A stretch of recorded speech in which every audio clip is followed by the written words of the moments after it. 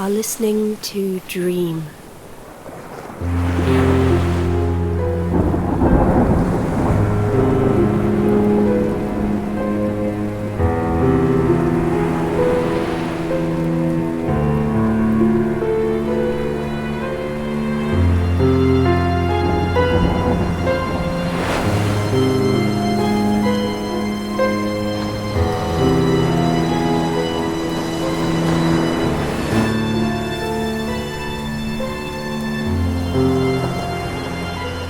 Chapter 4. A Blink of Madness.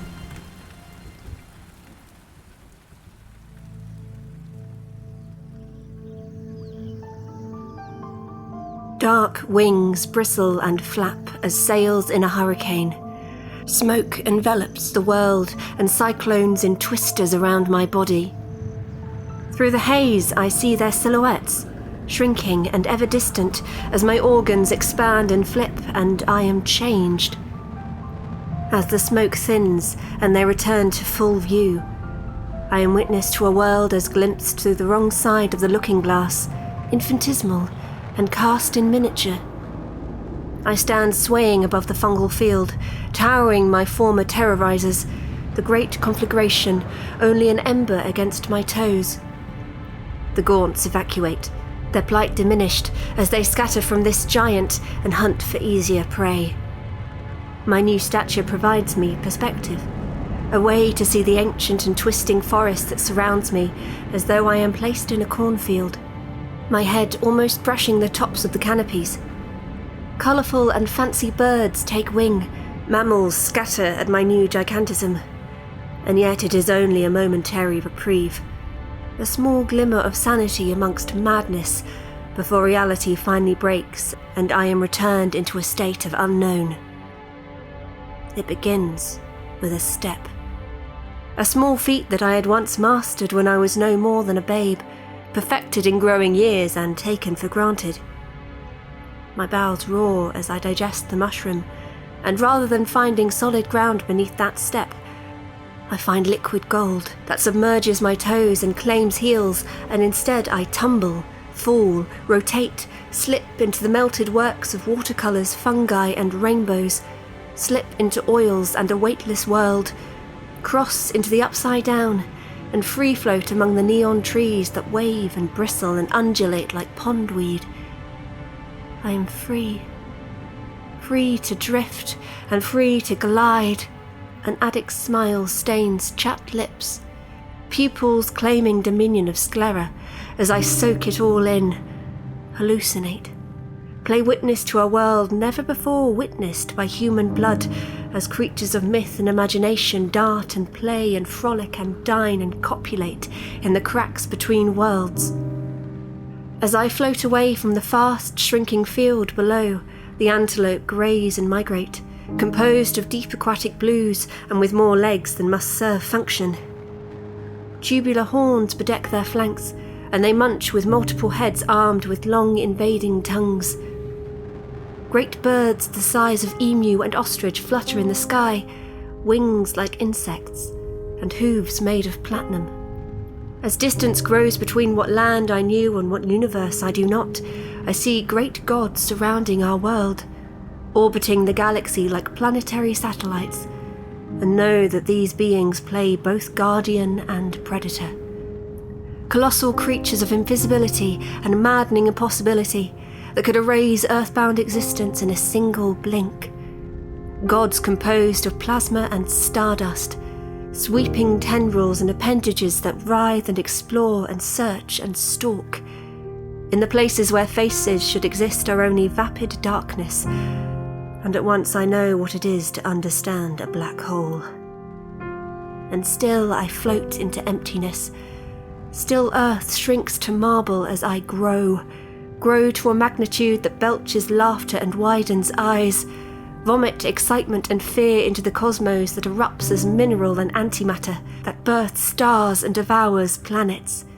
Clutch my aching stomach with arms that stretch into light years, and it is only in this rage-fueled, dizzying euphoria that the beginnings of legend and myth fall away, and in their absence I see it at last, hovering there in infinitum, in that vast stretch of void-filled universe, a god of untamed power that has stretched the expanse of time and of which I know that I will only ever witness a fraction of its whole. The great Eye.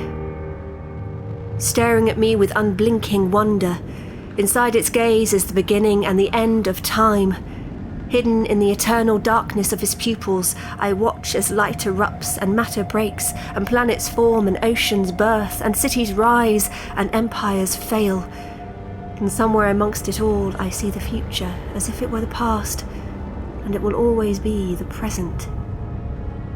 Elder gods and great old ones slither along its lens, trapped like goldfish in a bowl, and as the great eye blinks, my reality shatters, and in my inner eye I see what may soon come to pass.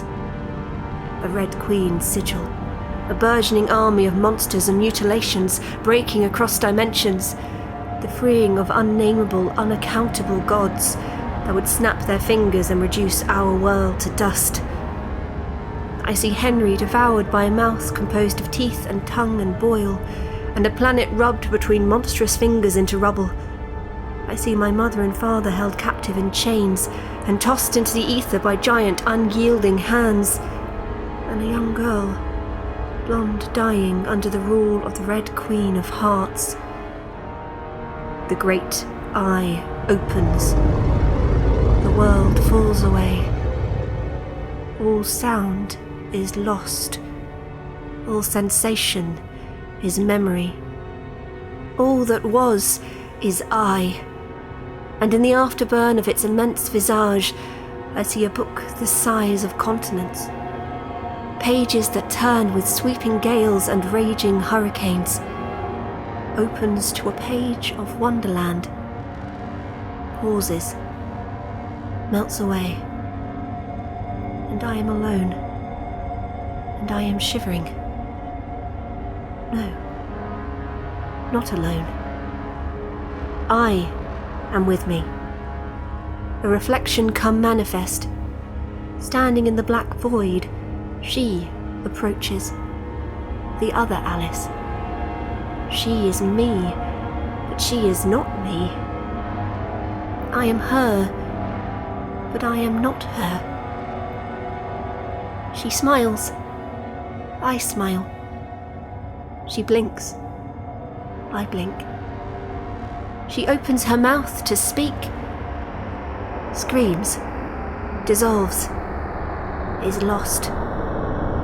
Gravity rushes back with the blind anger of inherited vengeance, and I shatter, collapse, fall into darkness, laugh, cry, sleep, sleep, sleep.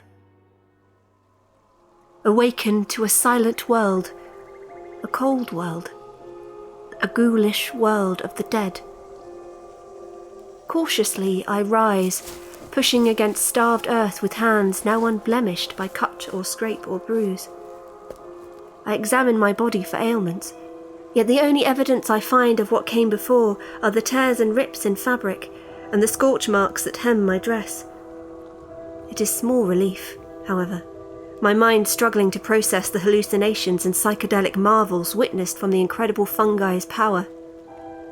I glance skyward, searching for the great and cosmic eye witnessed in my dream state, and find only stars winking back at me. For the first time I wonder if we are truly alone, and if each blazing sun is or was ever once a titan floating in the ether. A shake of the head confirms that I do not desire answers. It is too much for such a fertile mind to comprehend. Once calmed, as much as one can calm, following the turning of an immeasurable illusory wheel, I direct my attention to this new chapter of my adventure. Long for sun-soaked beaches and radiant forest, her skin prickles with chill, and I take my first steps among the cracked graves and broken tombstones that speckle a graveyard stretching so far in each direction that I am left to wonder how I arrived here without my own knowledge, and which path I am yet to take.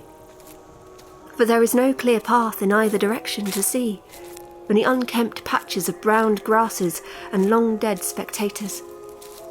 A low-lying fog covers the sight like a blanket, and I am left with no option but to wander aimlessly ahead. I walk with reverence among the buried corpses, absorbing the respite of event from this nonsense world.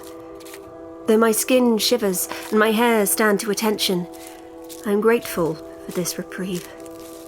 I inhale long reams of cool mist, studying each grave that I pass as some internal compass gives me heading.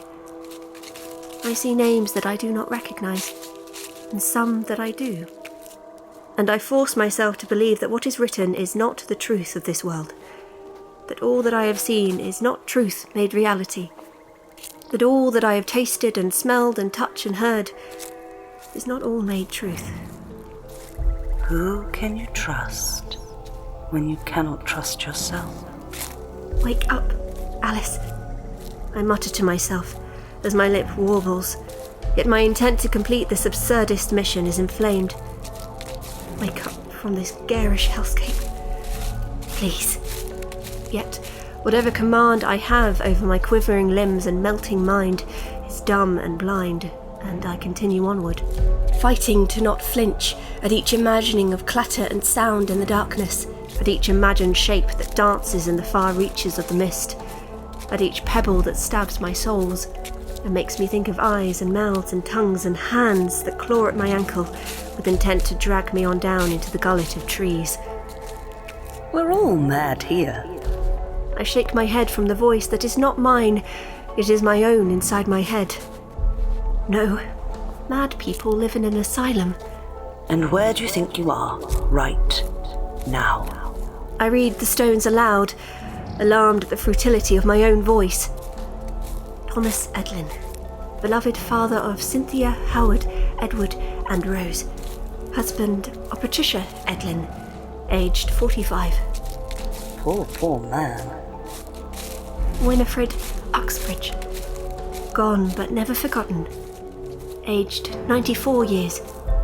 The worms feast upon us all in the end. I speak louder, if only to drown this invasive dialogue that accompanies each dictation.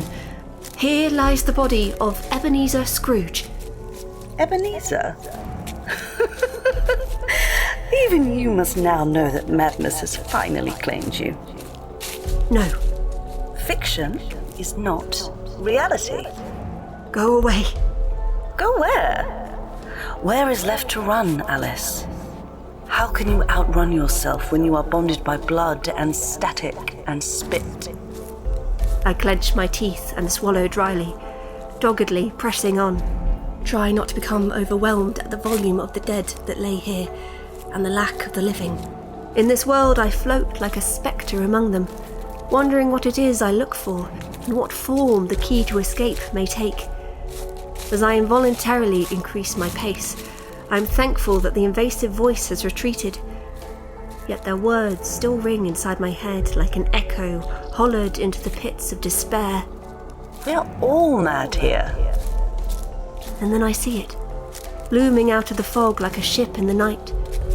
A sight which I have never seen, but which I know I have been looking for since bestowed with my existence.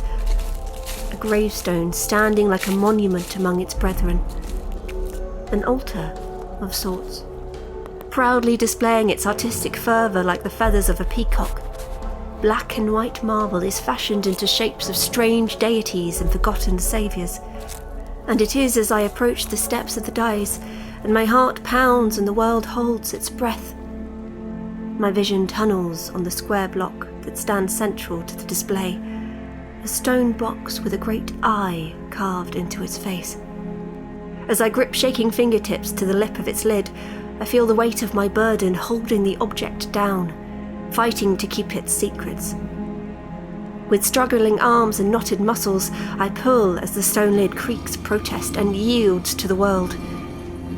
I shift the block enough to glance inside and find a bed of black velvet and white dust. Nothing more.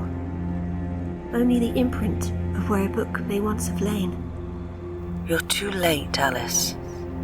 I hear the voice that was inside my head speak outside my head, and as I spin to face my guest, I am met with expected absurdity.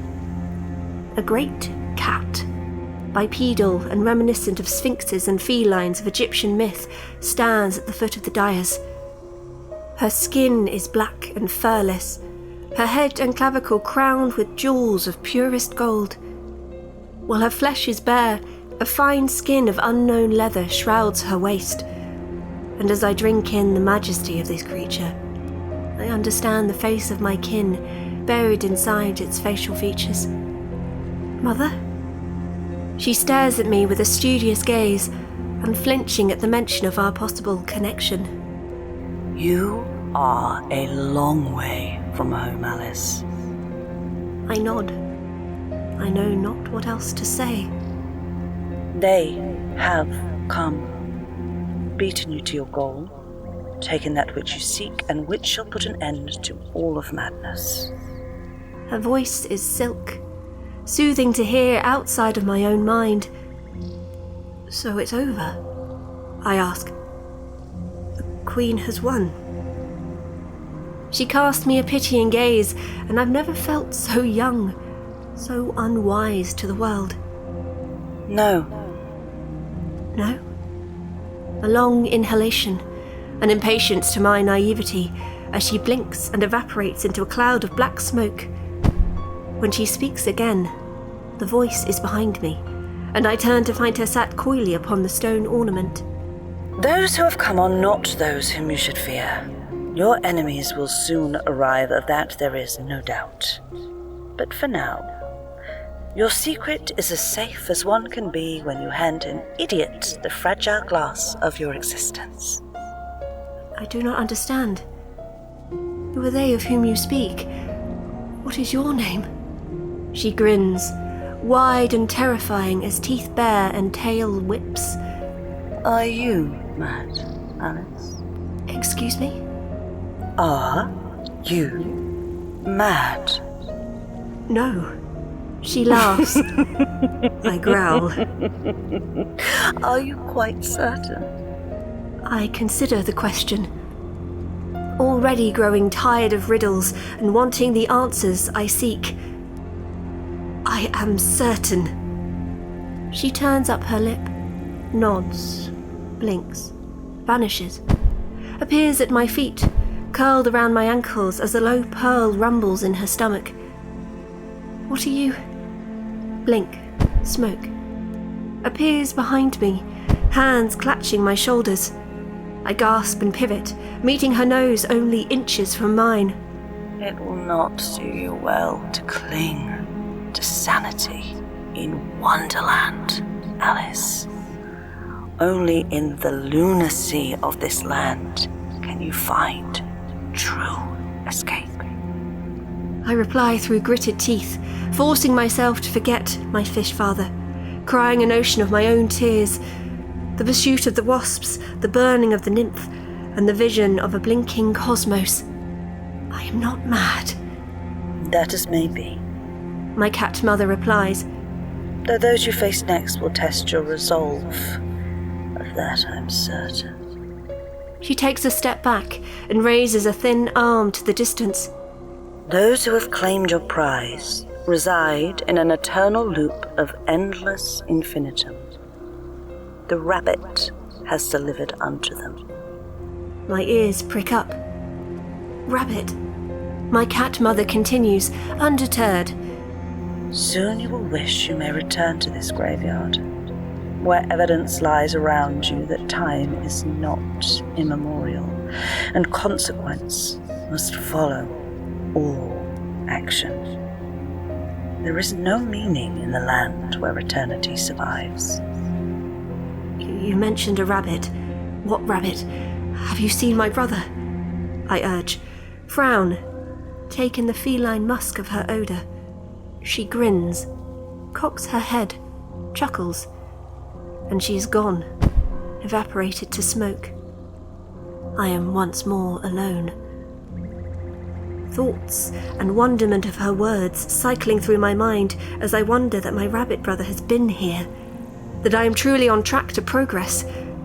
How long ago had he come? How much further is he ahead? What is his purpose in this narrative unfolding beneath my dirt-caked feet? In the absence of my cat mother, I stare longingly at the crypt of marble and find the lid has been replaced. It is now perfectly united with the stone, though I have no memory of returning it. The graveyard silence pounds against my aching head, and as my stomach protests and I swallow desert, I turn in the direction she once pointed. A light beckons in the distance, a breaking beacon among this place of decomposition. Empty-handed, but with the witness of Henry's recent visitation renewing my resolve, I walk on and into the light.